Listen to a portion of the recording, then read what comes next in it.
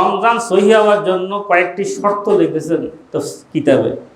আমরা তো রোজা রাখবো, আল্লাহর মাগফিরাত অর্জন করব, তো রোজাটা আমাদের মন গড়া রাখলে হবে না, কিন্তু কিছু শর্ত শরায়েত আছে, কিছু নিয়ম কানুন আছে, যে নিয়ম কানুনগুলো পালন করে আমরা যদি রোজা রাখি তাহলে সেই রোজা আমাদের জন্য মাগফিরাতের কারণ হয়ে যাবে। রোজার সহি শুদ্ধভাবে রোজা আদায় হওয়ার জন্য 1 নম্বর শর্ত হলো চোখের হেফাজত করা।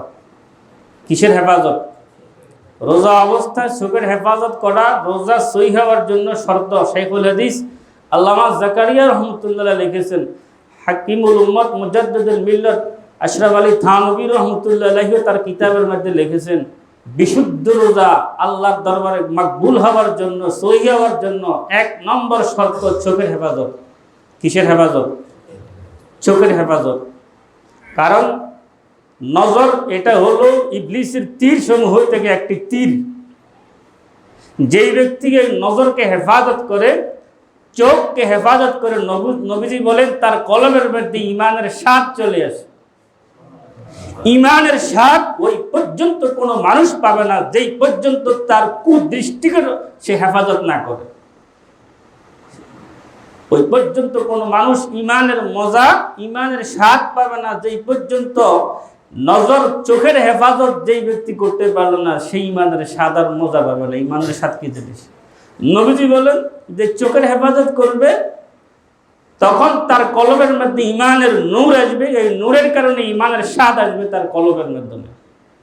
রোজা বিশুদ্ধ হওয়ার জন্য সর্বপ্রথম শর্ত হলো চোখের হেফাজত। চোখের কি করা? হেফাজত করা।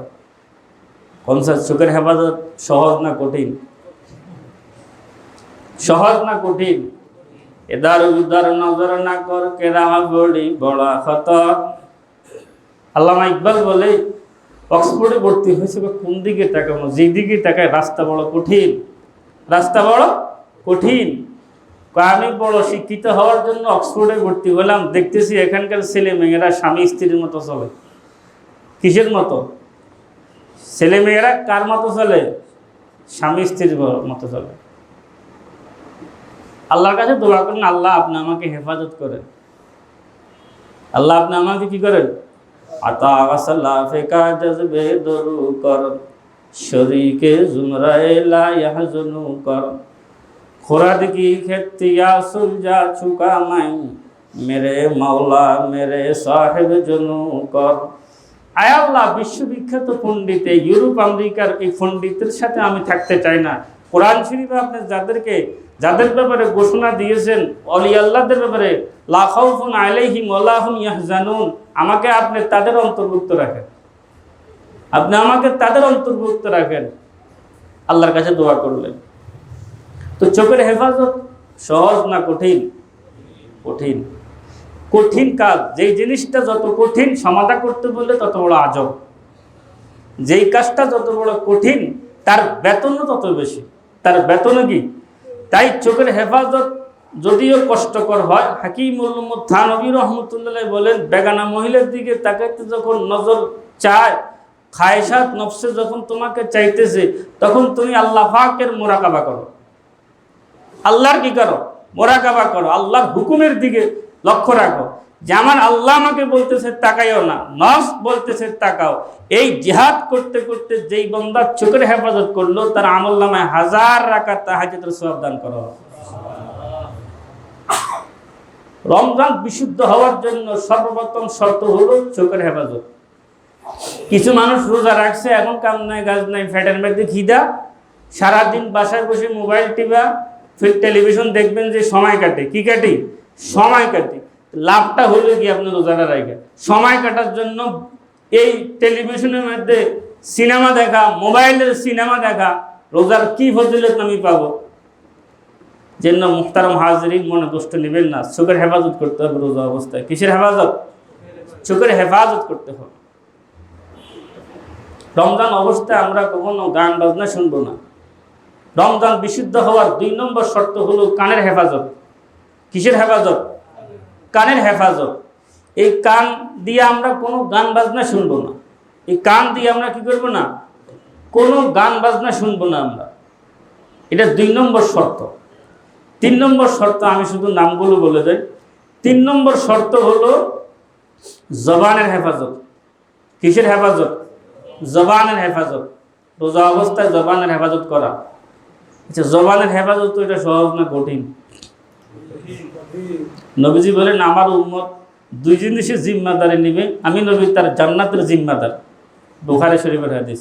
এক হলো লজ্জাস্থান, আরেকটা হলো কি? জবান।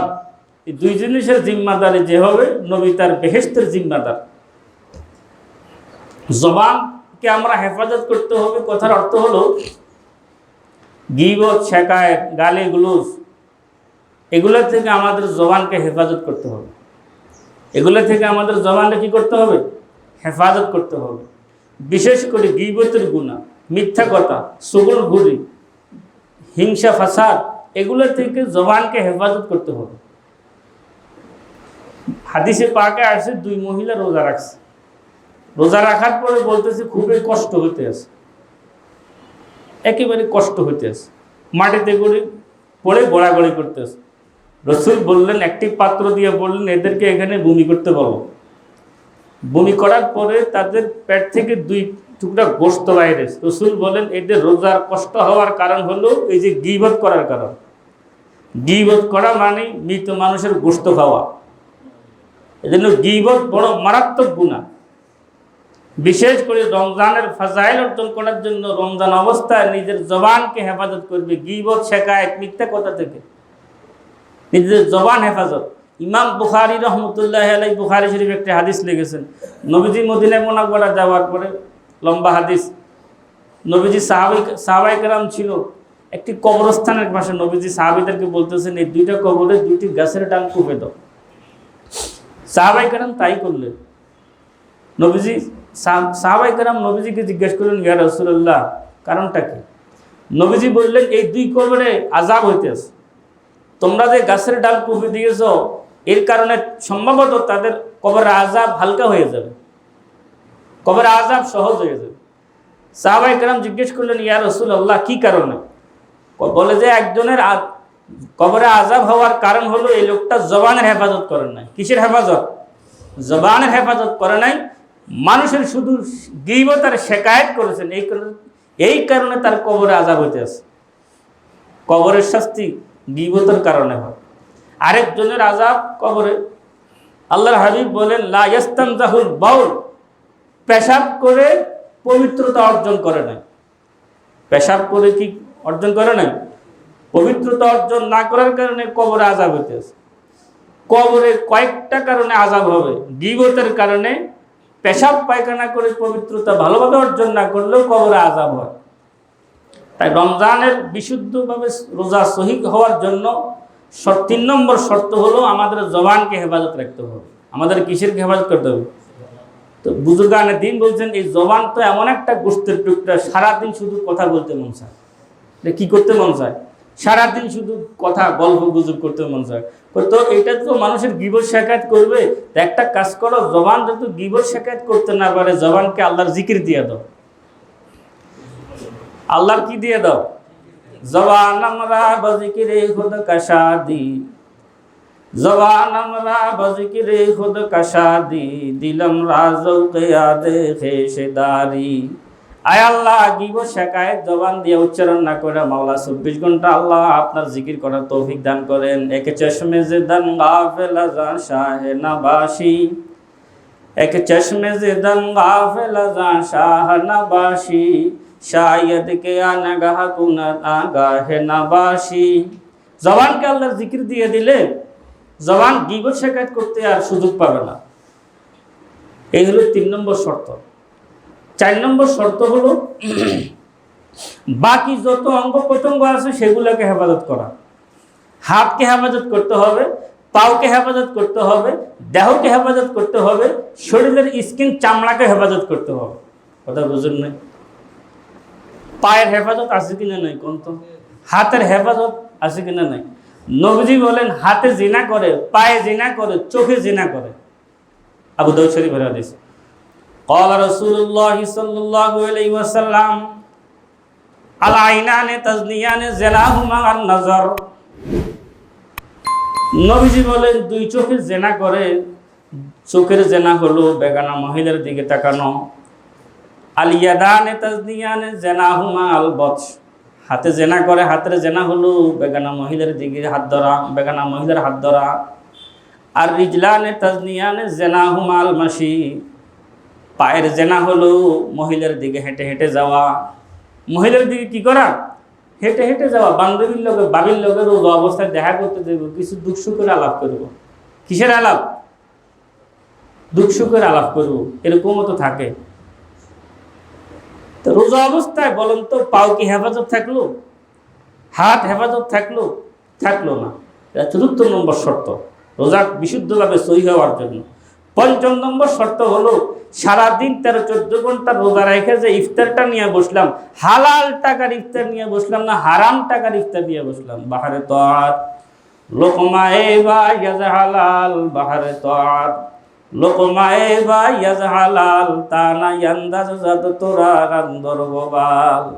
হ্যাঁ ২০ আইটেম ৩০ আইটেম নিয়ে খাইতে বসছে, টাকাটা কিসের টাকা চিন্তা করেন। কিন্তু কিসের টাকা দিয়ে ইফতার করতে বসলাম?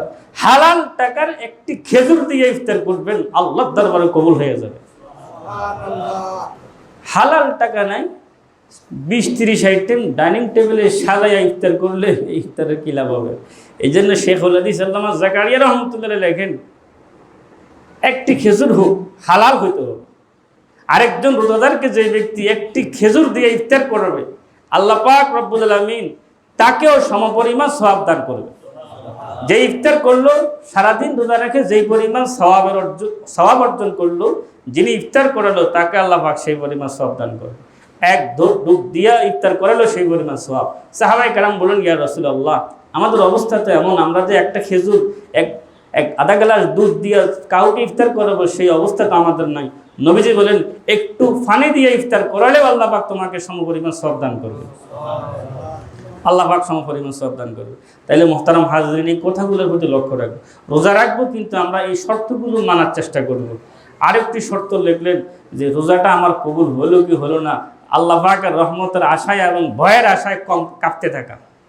ইফতারের আগে দোয়া করে, আল্লাহুম্মা ইয়া ওয়াসিআল ফাজলি ইগফিরলি, আয় আল্লাহ আপনি আমার মাফ করে দেন, আল্লাহ আপনি আমার ক্ষমা করে দেন। আল্লাহর কাছে দোয়া করা। দেখ সময় হয়ে গেছে, শর্তগুলো বলতে একটু বিলম্ব হয়ে গেছে। আল্লাহ আমাদের সবাইকে শর্ত মোতাবেক মাহে রমজানের সিয়াম সাধনা করার তৌফিক দান করেন। ওয়া আখির দাওয়ানা আলহামদুলিল্লাহি রাব্বিল আলামিন।